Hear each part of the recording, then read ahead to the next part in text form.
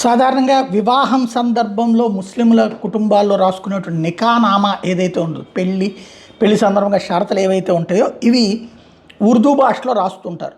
సాధారణంగా వాళ్ళు ముస్లింలే కాబట్టి అటు ఇటు పెళ్లి చేసుకునేవాళ్ళు వాళ్ళకి అందరికీ తెలిసి ఉంటుందని అనుకుంటారు. కానీ చాలామందికి ఆ భాష మాట్లాడడం తెలిసిన వాళ్ళకి రాయడం తెలియకపోవడం వల్ల నష్టపోతున్నామంటూ ముస్లిం సామాజిక వర్గానికి సంబంధించినటువంటి మహిళలు వేసినటువంటి పిటిషన్ నేపథ్యంలో నికానామాలో ఉర్దూలో రాయడం వల్ల తెలియలేదు అసలు విషయం, తర్వాత నన్ను ఇబ్బంది పెట్టారు అన్నటువంటి పాయింట్తో హైకోర్టుకు వెళ్ళినటువంటి నేపథ్యంలో రాజస్థాన్ హైకోర్టు తాజాగా కీలకమైనటువంటి ఆదేశాలు ఇచ్చింది.